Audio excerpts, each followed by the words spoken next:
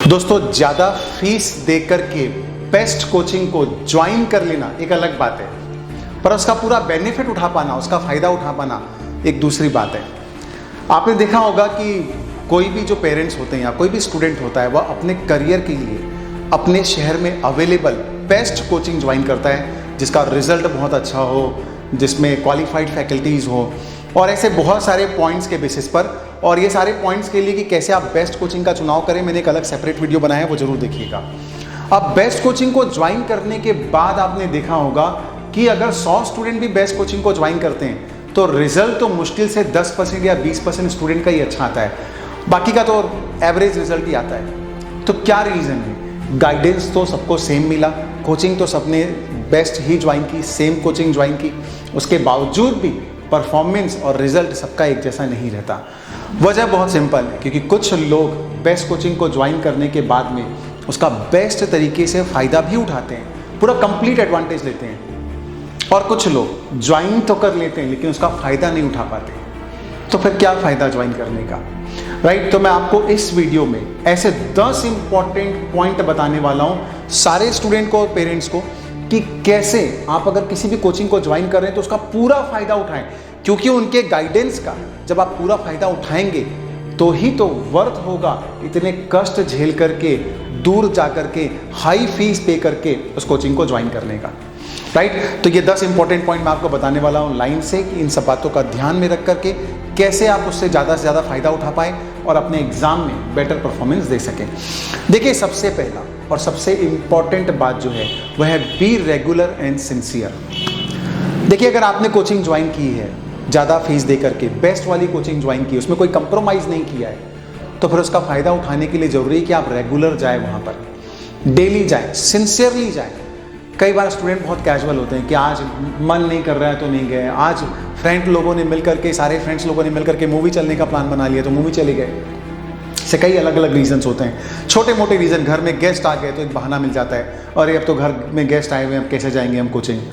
छोटे छोटे रीज़न से मैंने देखा है कि वो कोचिंग क्लासेस को कैजुअली लेकर के बंक कर देते हैं क्लास, और बहुत बड़ा नुकसान हो जाता है। एक दिन अगर आप क्लास अटेंड नहीं करते हैं तो आने वाले 2-3 दिन के लेक्चर भी आपको ठीक से समझ में नहीं आते, ये सारी प्रॉब्लम्स आती हैं। और देखिए, एक और ख़ास बात जो मैं आपके साथ शेयर करने वाला हूँ, वो खास बात और इंटरेस्टिंग बात ये है कि ऐसा करके आप किसका नुकसान कर रहे हो? कोचिंग को बंक करके अपना ही नुकसान कर रहे हो। भाई, आपने तो पैसा दे दिया है ना, तो कोचिंग क्लासेस का तो कोई नुकसान होने वाला नहीं है, उनको तो वो मिल गया जो उनको मिलना था। अब आपको जो लेना था वो आप नहीं ले रहे हो, तो नुकसान किसका कर रहे हो? आपका कर रहे हो। मेरे को एक जोक याद आता है इस बात को शेयर करते समय। एक बार की बात है, एक व्यक्ति दौड़ते हुए घर आया और घर में सबको बोलने लग गया कि आज मैंने ना वो बस वाले को बेवकूफ़ बना दिया, आज मैंने बस कंडक्टर को बेवकूफ़ बना दिया। लोगों ने पूछा, भाई ऐसे कैसे बना दिया? और ये बोलता है, पूछो मत, मैंने बेवकूफ़ बना दिया। बोले, कैसे बना दिया? बोले, मैं बस में बैठा और मैंने दिल्ली जाने की टिकट ली, और मैंने टिकट ले ली पैसा दे करके दिल्ली जाने की, पर जैसे ही कंडक्टर का ध्यान इधर उधर हुआ ना, मैं चुपचाप बस से उतर के भाग के आ गया, उसको मालूम ही नहीं चला। देखो, मैंने बेवकूफ़ बना दिया। दोस्तों, आप इस एग्जाम्पल से समझ सकते हैं कि यहाँ पर बेवकूफ़ कौन बना। कंडक्टर को तो उसके पैसे मिल गए थे, बस वाले को। बेवकूफ़ तो वही बना जो बीच से उतर के भाग कर आ गया। सिमिलरली हम भी कोचिंग क्लासेस ज्वाइन करते हैं, उनको तो उनका कंसिडरेशन अमाउंट मिल चुका है, आपको वसूलना है। क्वालिटी एजुकेशन लेकर के आप अगर छोड़ देते हो, बंक मारते हो, क्लासेस नहीं जाते हो, आप ही का नुकसान कर रहे हो। आपको लगता है कि आपने टीचर को बेवकूफ़ बना दिया, क्लास वालों को बेवकूफ़ बना दिया, एक्चुअल में बेवकूफ़ हम खुद ही बन जाते हैं। सबसे पहली बात ये थी। अब दूसरी बात, देखिए, क्लासेस को जाना और अटेंड करना ही काफ़ी नहीं है, वहाँ पर बहुत सिंसियरली और अटेंटिवली क्लासेस को अटेंड करना ज़रूरी है, पूरा ध्यान देना ज़रूरी है लेक्चर पर। मैंने ये भी नोटिस किया, बहुत सारे स्टूडेंट ऐसे होते हैं कि जो क्लास में आ तो जाते हैं फॉर्मेलिटी के लिए, लेकिन बैठे रहते हैं पर उनका ध्यान पढ़ाई में नहीं रहता, अटेंटिव नहीं रहते। वो या तो मोबाइल में लगे रहेंगे, मालूम ही नहीं चलता क्लास में क्योंकि इतने सारे बच्चे रहते हैं, और या फिर किसी एक दूसरे से बात करते रहेंगे, दूसरा बड़ा कॉमन प्रॉब्लम। और या फिर तीसरा ऐसा होता है कि अगर कोई विंडो वगैरह है तो वहाँ से बाहर झाँकने की कोशिश करते रहेंगे, बाहर दुनिया में क्या हो रहा है। तो ऐसा कुछ भी करते रहेंगे पर उनका ध्यान पढ़ाई में नहीं रहेगा। और या तो कई बार ऐसा भी होता है कि क्लास के ही किसी दूसरे स्टूडेंट की तरफ ध्यान ज़्यादा रहता है। तो रीज़न चाहे कुछ भी हो, अगर आप क्लास में अटेंटिव नहीं हैं तो आप क्लास का एडवांटेज नहीं ले पाएंगे और आपको कुछ समझ में नहीं आएगा वहाँ पर क्लास में क्या पढ़ाया जा रहा है। तो ये थी दूसरी बात। तीसरी बात, देखिए, अगर आप पूरे लेक्चर को अच्छे से समझना चाह रहे हैं तो फिर थोड़ा सा घर में पहले से पढ़ करके जाएं। आज जो क्लास में डिस्कशन में होने वाला है उसको थोड़ा सा घर में पहले से आप पढ़ करके जाइए, जिससे आपको क्लास में होने वाली पूरी बातें ठीक से समझ में आ सके। इस टॉपिक के ऊपर भी मैंने कंप्लीट वीडियो बनाया है कि क्लास में होने वाले लेक्चर्स को पूरी तरीके से कैसे समझें, थोड़ा भी आपसे न छूटे, कहीं पर भी आप न चूके, राइट। पर मैं यहाँ पे आपको शॉर्ट में एक्सप्लेन कर रहा हूँ, डिटेल के लिए आप वाला वीडियो मेरा जरूर देखिएगा। मैं आपको शॉर्ट में एक्सप्लेन कर रहा हूँ कि आप जब थोड़ा सा घर से पढ़ के जाते हैं तो इजी बातें आपको कुछ समझ में आ जाती है। अब जो डिफिकल्ट बातें जहाँ पर हायर लेवल ऑफ कंसंट्रेशन चाहिए, उस बात को आप वहाँ पर हायर लेवल ऑफ कंसंट्रेशन देके बेहतर तरीके से समझ पाते हैं, राइट। तो आपको पूरा बेनिफिट मिलता है। तो थर्ड पॉइंट ये था कि जो कुछ भी कल पढ़ाया जाने वाला है क्लास में उसको थोड़ा सा पढ़ करके जाएं। फोर्थ पॉइंट देखिए, होमवर्क सिंसियरली करें, क्योंकि क्लास में इतना टाइम नहीं होता कि एक फैकल्टी पूरे सिलेबस के सारे क्वेश्चन को आपको एक्सप्लेन करके बता सके। वो क्या करते हैं बेसिकली, क्लास में ये होता है कि एक टाइप का क्वेश्चन आपको एक्सप्लेन कर दिया गया, अब उसी टाइप के सिमिलर क्वेश्चंस बहुत सारे और भी हैं पर जिसको एक्सप्लेन नहीं किया जा सकता, आपको कहा जाता है भी आप होमवर्क कीजिए, अगर आपको कोई डाउट हो तो पूछेगा। और आप होमवर्क जब करेंगे और आपको लगेगा कि आपसे खुद से घर पे बन रहा है तो आपका कॉन्फिडेंस बढ़ेगा, आपको लगेगा कि सचमुच मेरे को समझ में आया है, आपका असेसमेंट हो जाएगा। तो बहुत सारे बेनिफिट होते हैं होमवर्क करने के, अगर आप नहीं करेंगे तो वो सारे बेनिफिट्स आपको नहीं मिल पाएंगे। तो हर हाल में रेगुलरली और सिंसियरली होमवर्क को हर हाल में करके ही जाए। पांचवा पॉइंट मैं आपसे कुछ एक्सप्लेन करने वाला हूँ, रिवाइज करें घर पर। देखिए, आज जो कुछ भी क्लास में पढ़ाया गया है उसको घर जा करके तुरंत रिवाइज कीजिए 24 आवर के अंदर, क्योंकि देखिए माइंड की भी एक टेंडेंसी है, जिस चीज़ को पढ़ने के बाद समझने के बाद में हम 24 आवर्स के अंदर रिवाइज कर लेते हैं, वो चीज़ हमारी परमानेंट मेमोरी में चली जाती है। और जिसको हम 24 आवर के अंदर रिवाइज नहीं करते हैं उस बात के भूलने के चांसेस धीरे धीरे बढ़ जाते हैं। तो हर हाल में आज जो कुछ भी एक्सप्लेन किया है सर ने, घर जा करके उसको हर हाल में रिवाइज कीजिए, तभी आपकी वो मेमोरी में रह पाएगा, टिक पाएगा। ये था पांचवा पॉइंट। अब मैं आपको नेक्स्ट पॉइंट एक्सप्लेन करना चाहता हूँ, आस्क डाउट। देखिए, कई बार स्टूडेंट हेजिटेशन के कारण डाउट ही नहीं पूछते क्लास में, उनको लगता है कुछ समझ में नहीं आया, और टीचर पूछ भी रहा है कि अगर किसी को समझ में नहीं आया तो पूछिए। उनके मन में है कि पूछूं पर नहीं पूछते। क्यों नहीं पूछते? हेजिटेशन। लोग मेरे को बेवकूफ़ समझेंगे कि मेरे को इतनी सी बात समझ में नहीं आई, या कैसा अजीब सा डाउट पूछा इसने, लोग मेरे पर हंसेंगे, राइट। ऐसे बहुत सारी बातें हो सकती है जिसके कारण एक स्टूडेंट जो है क्लास में डाउट नहीं पूछता। मेरा मानना है सारे हेजिटेशन के बैरियर को तोड़िए और डाउट पूछिए, क्योंकि इसी के लिए तो आए हैं आप। अगर पूरा समझ में आ गया होता तो फिर कोचिंग में पढ़ने क्यों आते?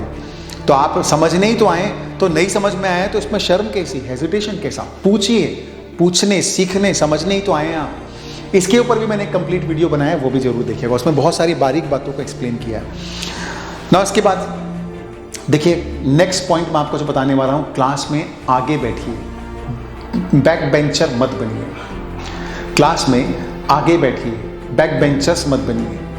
कई बार ऐसा होता है कि स्टूडेंट पीछे जाके ही बैठना पसंद करते हैं। क्यों?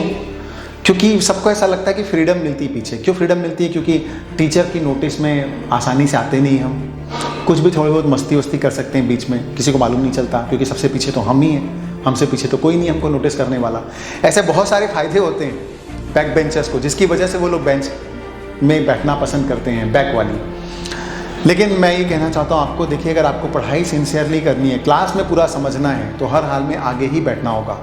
थोड़ा क्लास में पहले जाएं और जाकर के जल्दी से आगे वाली सीट पर ही बैठें और इसको अपनी आदत में शामिल कर लें, क्योंकि आगे बैठने से आपका अटेंशन बहुत ज़्यादा रहता है क्लास की तरफ। आप चाहेंगे तो भी डाइवर्ट नहीं कर पाएंगे, आप टीचर की नोटिस में रहते हैं। तो आपने एक प्रकार से अपने आप को पूरी तरीके से कंट्रोल कर लिया कि मेरे को कहीं भी अपना ध्यान जो है वो डाइवर्ट नहीं होने देना है। और अगर आप पीछे जा कर के बैठेंगे तो बेशक एंजॉयमेंट हो जाएगा, मस्ती हो जाएगी, लेकिन आपने ये जो महंगी कोचिंग, जो बेस्ट कोचिंग ज्वाइन की है, उसका बेनिफिट नहीं ले पाएंगे आप, राइट। तो हमेशा आगे बैठिए। इसके बाद देखिए, appear in all the test. Coaching classes भी टाइम टू टाइम पर वीकली, मंथली अलग अलग टेस्ट ऑर्गेनाइज करती है। वो टेस्ट भी पहला तो अपीयर भी कीजिए और सिंसियरली अपीयर कीजिए। कई स्टूडेंट को मैंने देखा है अपीयर ही नहीं करते, वो लोग बंक मार देते हैं, अभी क्या देना, चलता है, कुछ नहीं होता, अभी मैंने प्रिपरेशन नहीं की, अभी मैं पढ़ नहीं पाया हूँ, कोई भी छोटे मोटे रीज़न से। और कई बार देते हैं तो सिंसियरली नहीं देते हैं, अरे वीकली टेस्ट तो है, क्या फ़र्क पड़ता है इसमें परफॉर्मेंस का। ऐसा मत सोचिए, हर टेस्ट सिंसियरली दीजिए और अटेंटिवली दीजिए, ध्यान से दीजिए और प्रिपरेशन करके दीजिए, सीरियसली दीजिए, ताकि आप अपना सेल्फ असेसमेंट कर सको। क्योंकि आज सेल्फ असेसमेंट होगा, कमज़ोरी होगी, मालूम चल जाएगा। फाइनल एग्ज़ाम में अगर कमज़ोरी होगी और मालूम नहीं चली तो फिर आपको भारी नुकसान हो जाएगा, पूरा करियर आपका दांव पे लग जाएगा।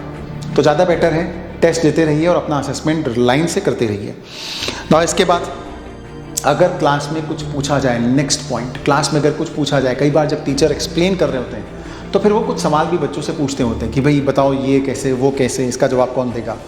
तो एक्टिव रहिए क्लास में, एक्टिव पार्टिसिपेशन कीजिए। आपको मालूम है जवाब दीजिए, आपको नहीं मालूम है, डाउट में है तो भी दीजिए।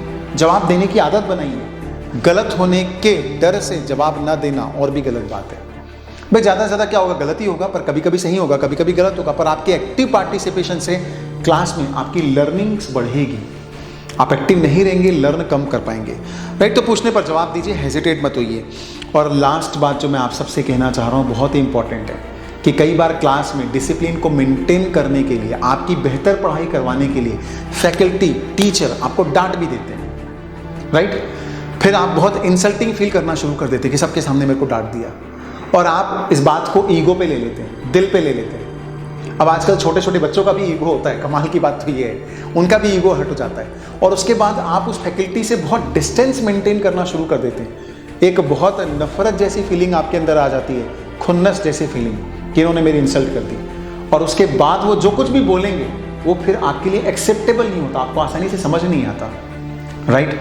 तो बहुत ज़रूरी है कि इस फीलिंग को, इस बात को आप अवॉइड करें, क्योंकि वो टीचर हैं। जैसे पेरेंट्स डांट सकते हैं, आप उनसे नफरत करना शुरू नहीं कर देते, ऐसे ही टीचर भी आपकी बेटर स्टडीज़ के लिए डांट सकते हैं। और इसमें नफरत करने का, ईगो पे लेने का कोई पॉइंट ही नहीं है। तो ये गलती मत कीजिए, वरना वो सब्जेक्ट आपको समझ में आना मुश्किल हो जाएगा। ऑलराइट, तो आई होप कि मैंने बहुत सारे पॉइंट कवर कर लिए हैं। लेट मी चेक, मैंने सारे पॉइंट कवर कर लिए हैं, 10 पॉइंट।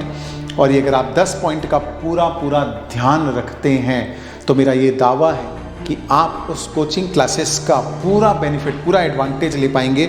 और अगर आपने पूरा एडवांटेज ले लिया तो हर हाल में आपको एग्ज़ाम में बेस्ट परफॉर्मेंस देने से कोई रोक नहीं पाएगा। मेरी एक बात याद रखिएगा कि वो व्यक्ति बहुत समझदार है जो पैसे देने के बाद उसका बेनिफिट लेना जानता है, राइट। और वो व्यक्ति सचमुच में बेवकूफ़ है जो पैसे तो दे देता है पर बेनिफिट नहीं लेता। और वो व्यक्ति तो समाज के लिए खतरनाक है जो पैसे ही नहीं देता और बेनिफिट लेना चाहता है, राइट। तो तीनों में से आपको चुनना है, आपको कौन सी कैटेगरी में आना है। आपको फर्स्ट कैटेगरी में आना है, बेस्ट कैटेगरी में, कि अगर हमने पैसे दिए हैं तो हम वहाँ से बेनिफिट भी ले सकें, अपना पर्पस सॉल्व कर सकें, राइट। तो अगर आप ये सारे पॉइंट्स को फॉलो करते हैं तो मेरा ये मानना है कि आप ज़्यादा से ज़्यादा एडवांटेज एक्सपर्ट की गाइडेंस का ले पाएंगे और बेस्ट रिजल्ट हासिल कर पाएंगे, जो कि आपका अल्टीमेट एम है।